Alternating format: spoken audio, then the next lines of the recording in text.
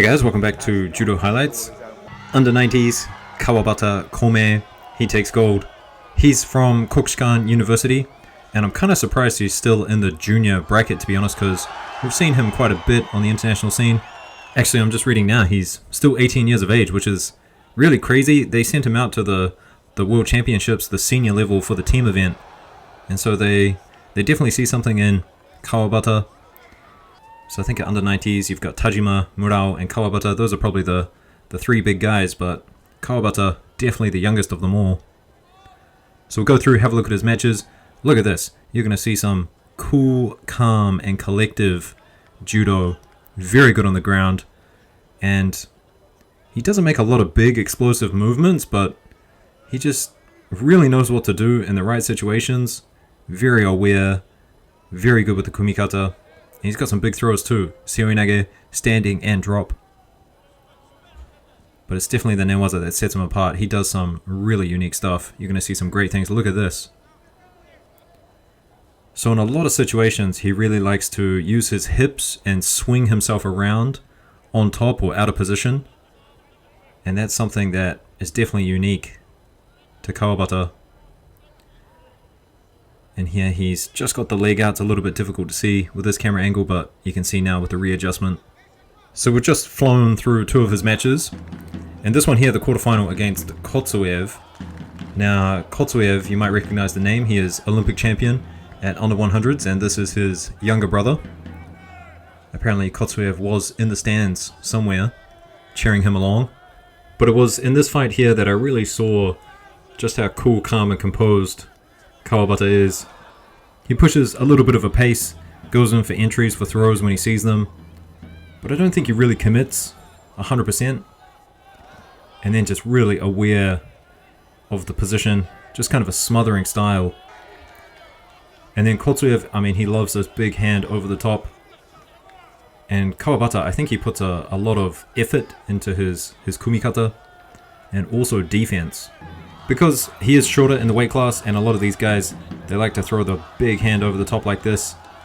And you can just see him, he knows exactly what he's done. He's not going to get a Shido for ducking under because Kotsuev threw the hand over in the first place. So he's happy to post on the hip. And then, you know, defends well, looks for an opportunity in the newaza, and more often than not, he gets it. So this is the semifinal against Burzhanov from Kazakhstan. I gotta say, watching the juniors, I think Kazakhstan's gonna have a lot of strong judoka coming up in the future, especially with Smetov being such a legend and a star for them. Tomoinage attempt. Yoko Tomoinage. And you can really see the height difference, but Kawabata, he knows exactly what to do. This here, I can't believe they gave a score for this. It was a bit awkward. I don't think Kawabata meant for him to go over on that side. And, I mean, it is what it is. But the final, definitely much more exciting. And a very dominant performance against Melkin here in the final. So there's that big arm over the top again. Kawabata breaking the grip off, looking for a seoinage. Posting against the armpit, looking for the sleeve. Now, has to deal with a little bit of pressure here, but he's really good at breaking that hand off. I won't say he's the best at it. The best at breaking the top grip off is Abe Hifumi. But anyway, have a look at this. See what he's doing with the hips, swinging around. And he does have a little bit of an osaikomi here, but it's not the strongest. And then Melkin does eventually get out of this, which is a bit unfortunate. Just a few more seconds and he would have had a wazari. But Kawabata didn't need it. I think there was definitely a little bit of a skill gap in this final contest. Drop down seoinage from the taller opponent here, Melkin. And one from Kawabata. And here's the standing variation. Really strong. And gets a wazari for it. And here's a couple of other camera angles. So he really just puts himself in the position and then just kind of leverages his hips, gets a little bit of rotation, Two readjustments with the hips there, and not quite, But I hope you can see what I mean. He's kind of slow, takes his time. because He's not like exploding. Look at him taking his time in the throw, just finding the right angle.